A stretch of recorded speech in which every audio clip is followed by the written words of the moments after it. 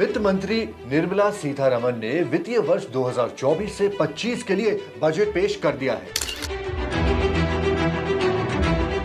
कुछ नई प्रक्रियाएं शुरू करने की बात की है। अगले 2 सालों में सरकार नेचुरल फार्मिंग के लिए करीब 1 करोड़ किसानों को प्रेरित करेगी और सर्टिफिकेट भी देगी।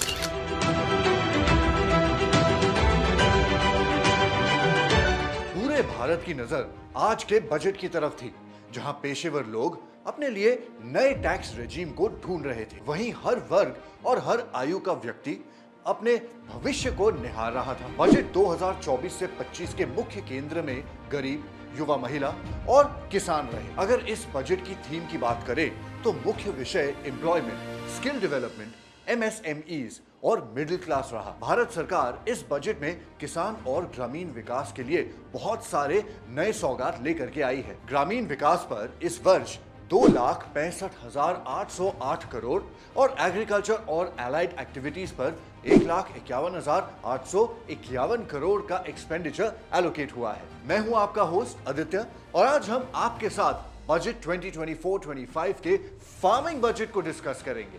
तो चलिए शुरू करते हैं।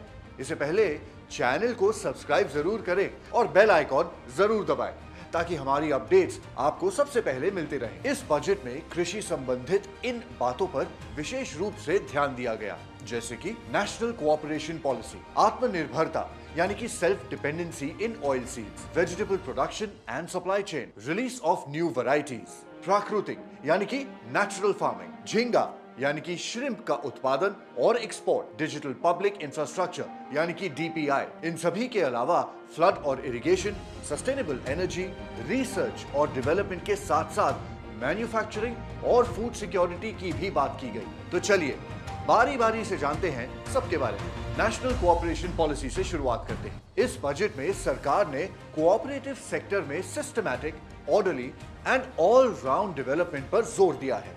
इस पॉलिसी का केंद्रित बिंदु कोऑपरेटिव्स की कार्यक्षमता बढ़ाना, सुशासन सुधारना, वित्त तक पहुंच बेहतर बनाना और सदस्यों के बीच सहयोग और आपस में मदद के सिद्धांतों को बढ़ावा देना है। ये पॉलिसी भारत में कोऑपरेटिव आंदोलन को मजबूती और विस्तार देने के लिए बनाई गई है, ताकि कोऑपरेटिव्स अधिक प्रभावी, सामवेशक और कृषि, डेयरी और ग्रामीण विकास जैसे विभिन्न क्षेत्रों में महत्वपूर्ण योगदान दे सके।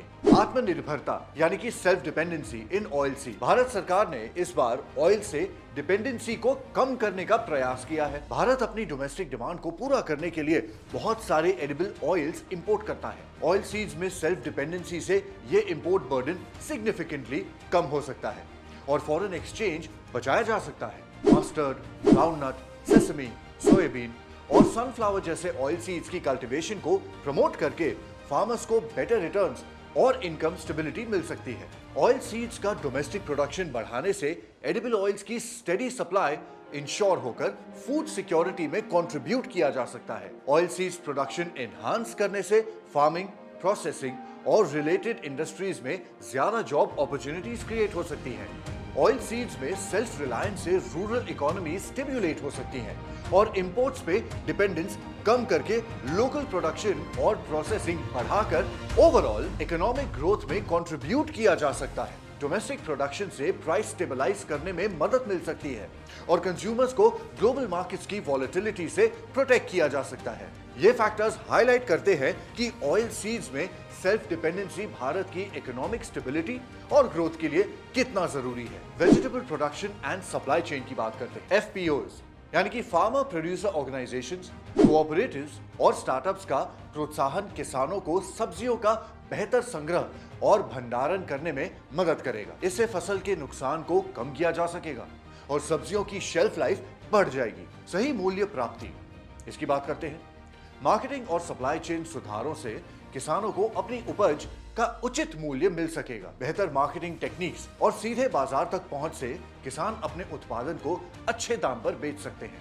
एम्प्लॉयमेंट अपॉर्चुनिटीज, सप्लाई चेन और प्रोसेसिंग यूनिट्स की स्थापना नए रोजगार के अवसर उत्पन्न करेगी। इससे ग्रामीण क्षेत्रों में बेरोजगारी कम होगी और आर्थिक स्थिति मजबूत होगी। टेक्नोलॉजिकल एडवांसमेंट्स, नए स्टार्टअप्स और कोऑपरेटिव्स नई टेक्नोलॉजी और इनोवेशन लेकर आएंगे जो खेती और सब्जियों की उत्पादकता को बढ़ा सकते हैं, जैसे कि कोल्ड स्टोरेज, पैकेजिंग और ट्रांसपोर्टेशन में नए विकास। स्वस्थ भोजन और पोषण, बेहतर सब्जी उत्पादन और उनका सही समय पर उपलब्ध होना लोगों को पोषण से भरा भोजन प्रदान करेगा, जो सामाजिक और स्वास्थ्य सुधारों में मददगार होगा। एक्सपोर्ट अपॉर्चुनिटीज, बेहतर क्वालिटी और सुरक्षा के साथ सब्जियों का उत्पादन होने पर भारत अपनी सब्जियों को विदेश भी एक्सपोर्ट कर सकता है। Release of new varieties, 32 field और हॉर्टिकल्चर क्रॉप्स की 109 नई प्रजातियों का रिलीज कृषि में एक महत्वपूर्ण विकास है। ये नई प्रजातियां अपनी हाई यील्डिंग और क्लाइमेट रेजिलिएंट विशेषताओं के लिए जानी जाती हैं, जो किसानों के लिए खेती के लिए उत्कृष्ट है। इन प्रजातियों का परिचय फसलों की उत्पादकता को सुधारने, भोजन सुरक्षा को बढ़ावा देने और किसानों की आय को बढ़ाने की संभावनाएं रखता है। ये नई प्रजातियां बदलते मौसम के पैटर्न के साथ ज्यादा अनुकूल होंगी और कृषि में क्लाइमेट चेंज द्वारा उत्पन्न चुनौतियों का समाधान प्रदान करेंगी। प्राकृतिक यानी कि नेचुरल फार्मिंग, भारत सरकार ने इस बजट में कृषि आय को बढ़ाने के लिए सस्टेनेबिलिटी को मुख्य ध्यान में रखा है और उसी का एक एग्जाम्पल है प्राकृतिक यानी कि नेचुरल फार्मिंग। आने वाले 2 वर्षों में सरकार 1 करोड़ किसानों को नेचुरल फार्मिंग के साथ जोड़ने के प्रयास में है। नेचुरल फार्मिंग करने वाले किसानों के लिए सर्टिफिकेशन के साथ साथ मार्केटिंग और ब्रांडिंग में भी सरकार हेल्प करेगी। प्राकृतिक फार्मिंग एक ऐसी खेती की विधि है जो प्राकृतिक संसाधन का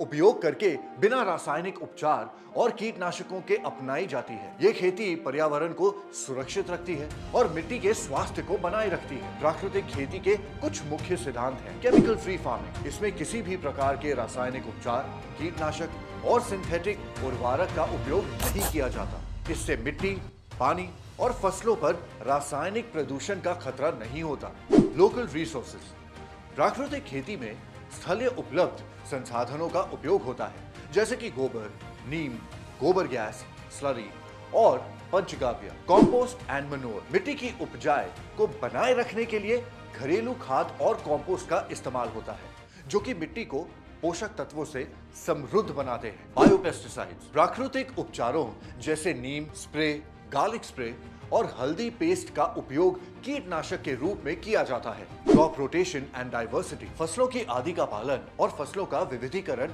मिट्टी की उपजाऊ को बनाए रखता है और कीटों के प्रति रोग धारक क्षमता को बढ़ाता है। वाटर कंजर्वेशन, प्राकृतिक खेती में पानी के सदुपयोग और संरक्षण को प्राथमिकता दी जाती है। ड्रिप इरिगेशन और मल्चिंग जैसे टेक्निक्स का उपयोग पानी को बचाने के लिए किया जाता है। एनिमल इंटीग्रेशन, इसमें पशुपालन को खेती के साथ मिलकर किया जाता है, जो कि खाद और उर्वरक का प्राकृतिक स्रोत प्रदान करता है। झींगा यानी कि श्रिम्प का उत्पादन और एक्सपोर्ट, भारत की सरकार सी फूड के उत्पादन और एक्सपोर्ट पर विशेष ध्यान दे रही है। श्रिम्प फार्मिंग, प्रोसेसिंग और एक्सपोर्ट के लिए फाइनेंसिंग नाबार्ड के थ्रू फैसिलिटेट किया जाएगा। इसके एक्सपोर्ट और फार्मिंग की वीडियो हमारे फ्रीडम ऐप पर उपलब्ध है, इसे वहां से देख सकते हैं। डिजिटल पब्लिक इंफ्रास्ट्रक्चर यानी कि डीपीआई, इस बजट में डीपीआई पर खास जोर दिया गया है। एक ऐसा फ्रेमवर्क है जो डिजिटल सर्विसेज और रिसोर्सेज को एफिशिएंटली और एक्सेसिबल बनाता है। इसका उद्देश्य डिजिटल कनेक्टिविटी को सुधारना और लोगों को डिजिटल प्लेटफॉर्म्स के माध्यम से सर्विसेज और इंफॉर्मेशन प्रदान करना है। डीपीआई का एक उदाहरण भारत में किसानों के लिए कई तरीकों से लाभदायक हो सकता है। डेटा एक्सेसिबिलिटी, डीपीआई के माध्यम से किसानों को उनकी जमीन, फसलों और उपज के संबंध में अप टू डेट और एक्यूरेट इंफॉर्मेशन मिलती है। इससे उन्हें अपनी फसलों का बेहतर प्रबंधन और निगरानी करने में मदद मिलती है। डिजिटल क्रॉप सर्वे, डीपीआई के अंतर्गत 400 जिलों में डिजिटल क्रॉप सर्वेस किए जाएंगे। ये सर्वेस किसानों को उनकी फसलों की स्थिति और उत्पादकता के बारे में विस्तार से जानकारी प्रदान करेंगे, जो उनके डिसीजन मेकिंग प्रोसेस को सुधारेगा। किसान क्रेडिट कार्ड्स, केसीसी, डीपीआई के माध्यम से जन समर्थ बेस्ड किसान क्रेडिट कार्ड्स का इशुएंस किया जाएगा। ये कार्ड्स किसानों को आसानी से लोन प्राप्त करने में मदद करेंगे, जो उनकी आर्थिक स्थिति को मजबूत बनाएगा और फार्मिंग एक्टिविटीज को सपोर्ट करेगा।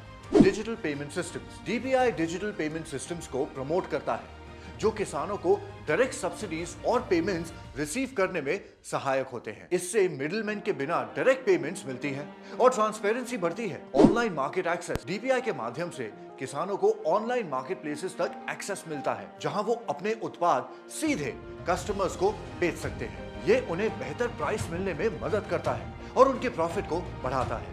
आज पेश किए गए बजट से इन विषयों को हम आप तक लेकर आए हैं। अगर इससे संबंधित कोई भी प्रश्न है तो आप हमें जरूर पूछेगा और साथ ही साथ अपने सुझाव भी कमेंट बॉक्स में जरूर छोड़िएगा।